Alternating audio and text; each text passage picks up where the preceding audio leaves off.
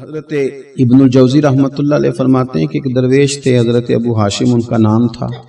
کہتے ہیں بڑی مجبوری تھی، مجھے کہیں جانا تھا تو کشتی نہیں مل رہی تھی۔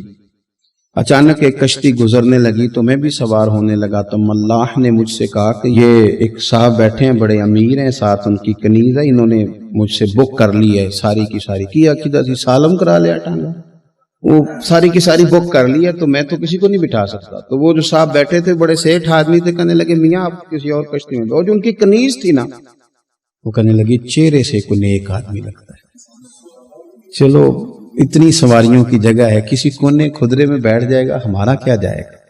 کہا اچھا چلو آ جاؤ۔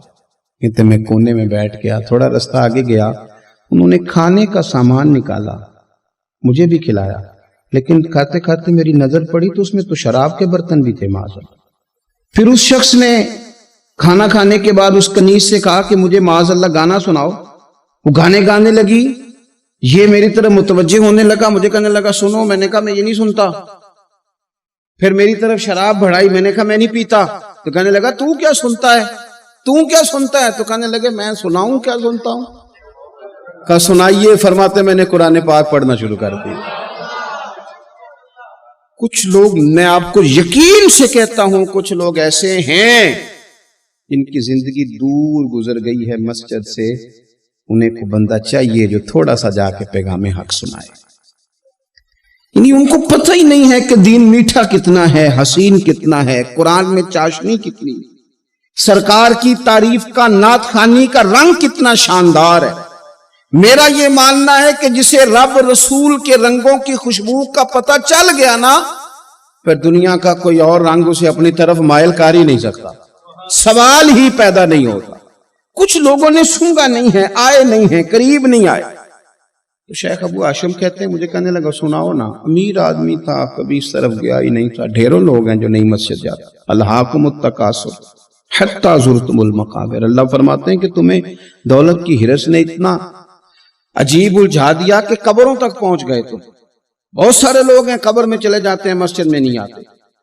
تو کہتے ہیں میں نے اسے چند آیتیں سنائیں، اس کی تو کیفیت ہی بدل گئی۔ کہنے لگا مولانا زندگی بڑی گناہوں میں گزری ہے، اب توبہ کر لوں تو مالک معاف کر دے گا؟ کارنامے خطرناک ہیں، پیچھے رجسٹر کالا سیاہ، معافی ہو جائے گی۔ دولت بڑی تھی تو پھر ہم نے بھی شراب کباب شباب میں اڑا دی ساری، معاف کر دے گا؟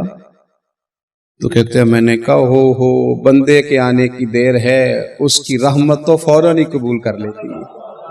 ویسے بھی عدل کریں تے تھر تھر کمبڑ، اونچیاں شانہ والے تجھے فضل کریں تے پھر تے بخشے جامن میرے جے منہ کالے۔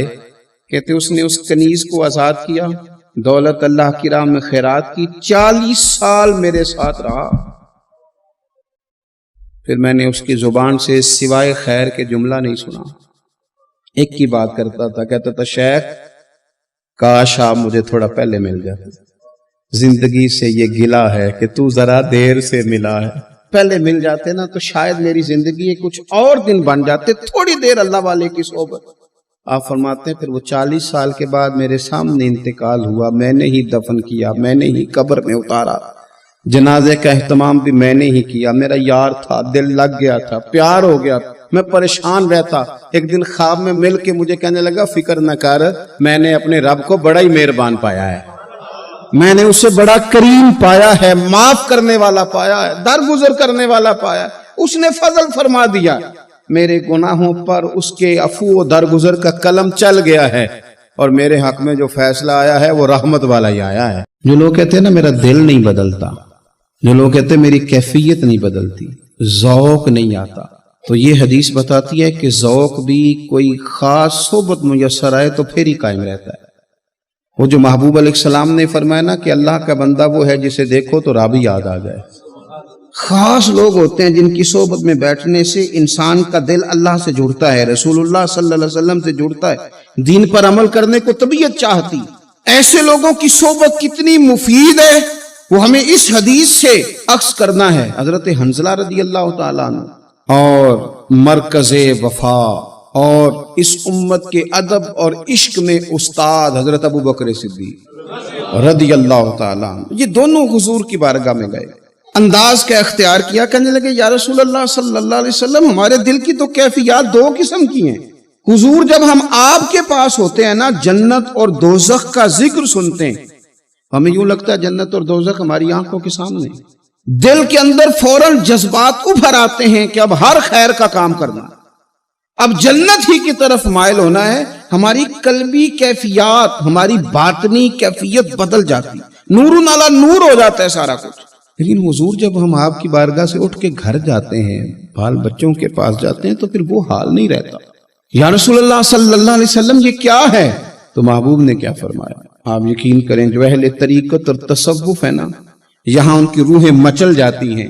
حضور فرمانے لگے حالت ایک طرح کی نہیں رہتی، ہاں اگر تمہاری وہی حالت رہے جو تمہاری میرے پاس ہوتی ہے، اگر کیفیت باطنیہ وہی رہے جو میری بارگاہ میں ہوتی ہے، تو فرمایا تم بستروں میں موجود ہو اور فرشتے آ کے تم سے سلام کریں، تم ابھی رستوں میں ہو اور فرشتے تم سے ملاقات کریں، اگر تمہاری کیفیت وہ بن جائے جو یہاں ہوتی ہے، اگر تم اسی پر جم جاؤ وہی حالت ہو جائے، تو پھر تو فرشتے گویا آئیں تمہاری زیارت کے لیے، تمہاری ملاقات کے لیے فرشتے آئیں۔ اگر کیفیات بدل جائیں کسی اللہ کے بندے کی بارگاہ میں بیٹھ کر، تو پھر اس کیفیت کو برقرار رکھنے کی کوشش کی جائے، اگرچہ حضور نے فرما دیا کہ کیفیات ایک جیسی نہیں رہتی، اور چلو میرے بھائی تھوڑی دیر کے لیے ہی صحیح، جتنی صحبت میسر آئے، شاید اسی لیے امام اعظم ابو حنیفہ رحمۃ اللہ علیہ کی عمر 60 سال سے زیادہ تھی، تو کسی نے پوچھا حضور کتنی عمر ہے؟ فرمایا عمر ہے 3 سال۔ حضرت آپ تو علم، عمل، روحانیت، معرفت کے شاہ سوار ہیں، تو ساری داڑھی سفید اور آپ کہہ رہے ہیں 3 سال۔ فرمانے لگے عمر وہی 3 سال ہے جو امام جعفر صادق کی خدمت میں گزر گئی، وہ کیفیات جو ان کی بارگاہ میں رہتی تھیں، وہ انداز جو ان کی بارگاہ میں رہتا تھا، جو ان کے پاس ہوتا تھا، وہ پھر کہیں اور میسر ہر مشکل دی کنجی یارو ہاتھ مرداں دے آئی، اور مرد نظر کرے جس ویلے، اوئے ہوئے مرد نظر کرے جس ویلے، مرد نظر کرے